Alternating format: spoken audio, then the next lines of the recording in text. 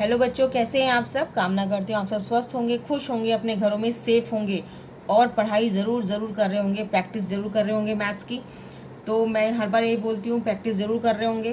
तो मुझे ये होप रहती है कि आप लोग प्रैक्टिस ज़रूर कर रहे होंगे। क्यों? क्योंकि मैथ्स एक ऐसा सब्जेक्ट है, उसको आपको याद नहीं कर सकते, हमेशा उसको प्रैक्टिस ही करना चाहिए। जो बच्चे याद करते हैं वो एग्ज़ाम में जाके उसको भूल जाते हैं, ये गारंटी है।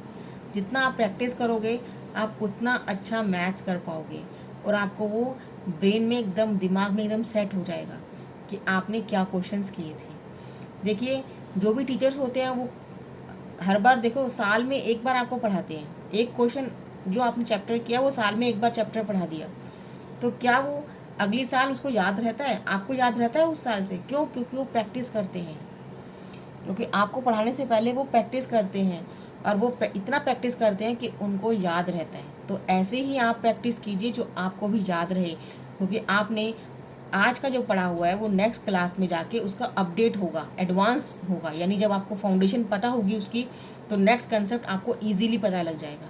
लेकिन आपका अगर फाउंडेशन ही वीक हो गई तो आपको टीचर आगे तो एडवांस पढ़ा देगा लेकिन आपको समझ में कुछ नहीं आएगा। क्यों? क्योंकि आपको उसका बेसिक नहीं पता।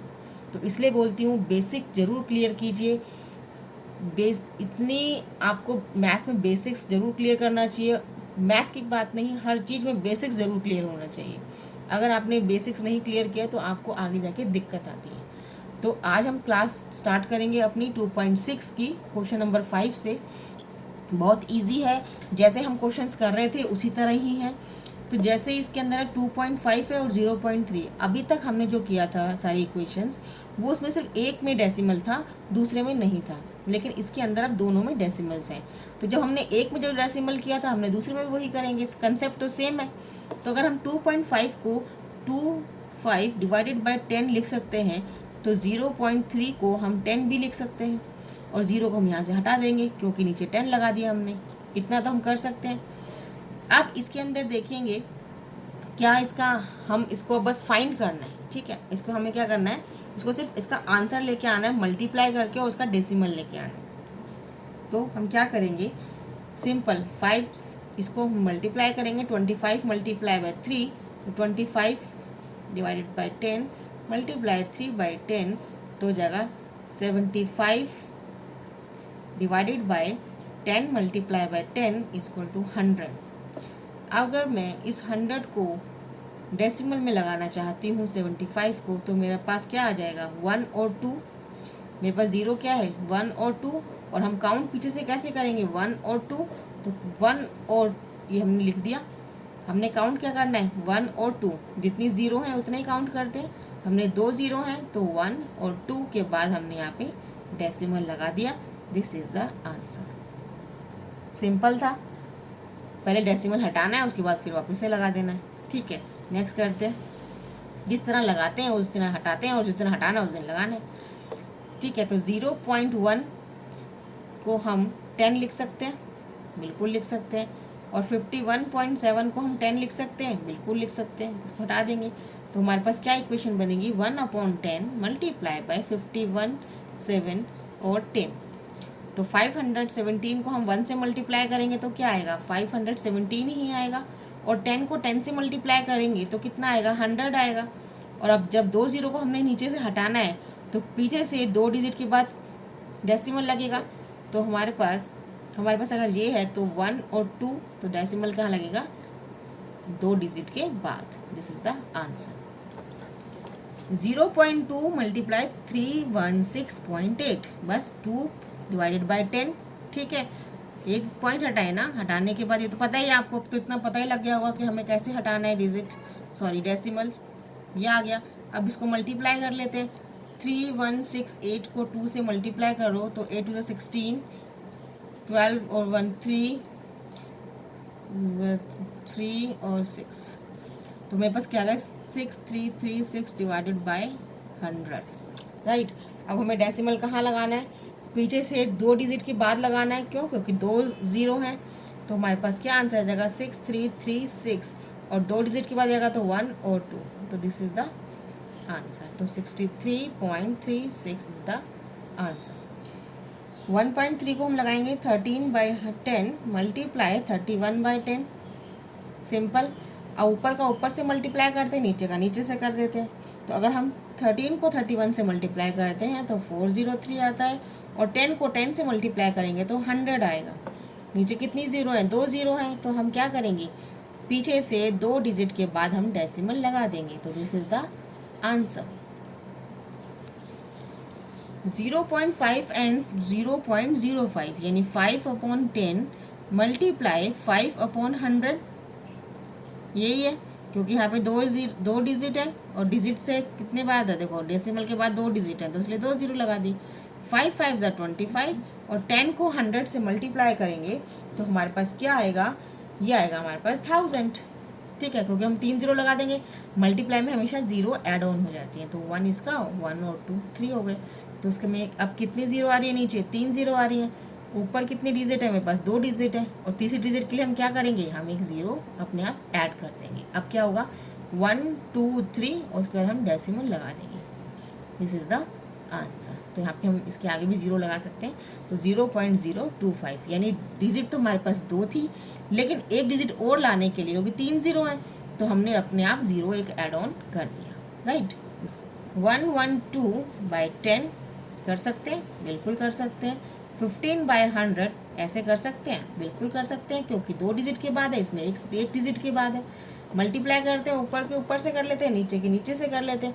तो ऊपर की अगर हम 112 को 15 से मल्टीप्लाई करते हैं, 1680 डिवाइडेड बाय 1000। क्यों आए 1000? क्योंकि हम मल्टीप्लाई कर रहे हैं, और मल्टीप्लाई में हमारे पास जो ज़ीरो है वो ऐड ऑन हो जाती हैं। ठीक है, तो उसके बाद आंसर क्या आएगा, 1 2 3। देखिए 1 2 3, तो हमारे पास क्या आ जाएगा, 1680। 1 2 3 के बाद ये डिजिट आ गई, और दिस इज़ द आंसर। ठीक है, बिल्कुल सिंपल है ना, कितने कितने इजी क्वेश्चन है। 1.07 107 है, तो 107 लगाएंगे, और नीचे 100 लगाएंगे, और 2 के नीचे हम लगा देंगे 100, 2 डिजिट है। 107 को 2 से मल्टीप्लाई करते हैं तो आ जाएगा 214 डिवाइडेड बाय 1 2 3 4, इतनी ज़ीरो आ जाएंगी। ठीक है, इसको मैंने इससे मल्टीप्लाई किया, इसको मैंने इससे मल्टीप्लाई किया, तो 2 ज़ीरो इसमें, 2 ज़ीरो इसमें, तो 4 ज़ीरो हो गई। अब हमें डिजिट कहाँ, सॉरी डेसिमल कहाँ लगाना है, 4 डिजिट के बाद। अब 4 डिजिट तो मेरे पास है नहीं, जब नहीं है तो हम क्या लगाते हैं, ज़ीरो लगा देते हैं, और उसके आगे हम लगा देंगे पॉइंट, क्योंकि मुझे 4 डिजिट के बाद पॉइंट लगाने हैं। तो 1 2 3 4 ये लगा दी मैंने पॉइंट, और पॉइंट के आगे हम अपने आप एक ज़ीरो लगा देंगे। This is a maths rule, this is the answer.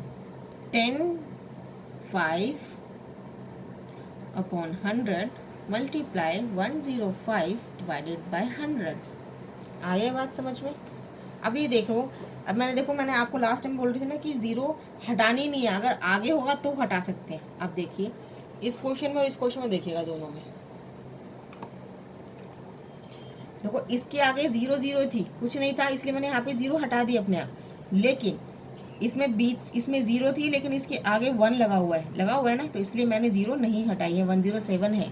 ठीक है, जैसे नेक्स्ट के अंदर पॉइंट है, पॉइंट डेसिमल के देखो आगे 1 लिखा हुआ है, तो मैंने नहीं हटाया, 0 एज इट इज़ है।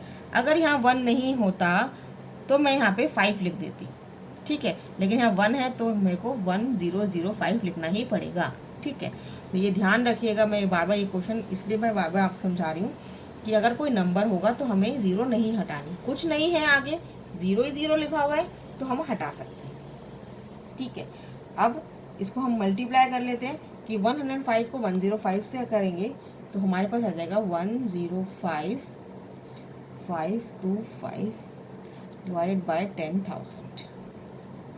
ठीक है, 2 0 2 0 4 0।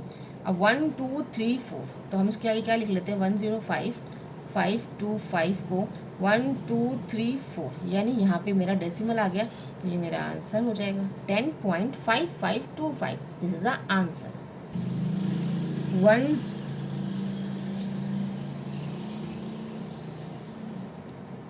10101 डिवाइडेड बाय 100, क्योंकि पॉइंट इसके यहाँ पे लगा हुआ है, ये पॉइंट लगा हुआ है, मल्टीप्लाई 1/100। अब देखो इसके आगे 0 लगा हुआ है ना, तो इसलिए मैंने 1 लगा दिया। अगर यहाँ 1 लगा होता तो फिर मुझे 1001 लगाना होता, लेकिन कुछ नहीं है, 0 0 है, इसलिए मैंने 1 लगा दिया। और ऊपर का ऊपर से मल्टीप्लाई कर लेते हैं, 10101 डिवाइडेड बाय 1234। ठीक है, तो 1234। अब डेसिमल कहाँ लगेगा?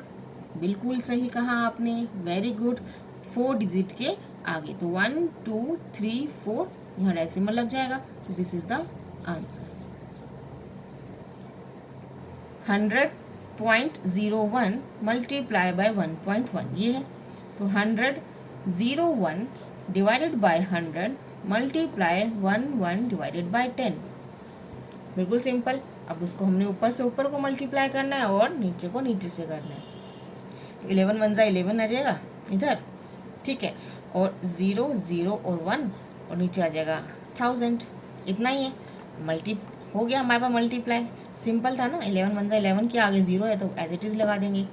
अब 1 2 3 के बाद है तो 1 2 3 यानी 10 0 1 1, तो 1 2 3, तो यहाँ पे क्या लगेगा, तो 10.011 दिस इज द आंसर। और ये क्वेश्चन आपको कैसे लगे, समझ में आई ये वीडियो? समझ में आई हो तो लाइक ज़रूर कीजिएगा, कमेंट ज़रूर कीजिएगा, मैं बार बार बोलती हूँ कमेंट ज़रूर कीजिएगा, सब्सक्राइब करना ना भूलें अगर नहीं किया है अभी तक, और अगर किया है तो आगे शेयर करना ना भूलें। तो आज के लिए इतना ही करते हैं, अगली वीडियो में अगले क्वेश्चंस के साथ मिलेंगे, तब तक के लिए प्रैक्टिस कीजिए और goodbye, thanks for watching, have a nice day.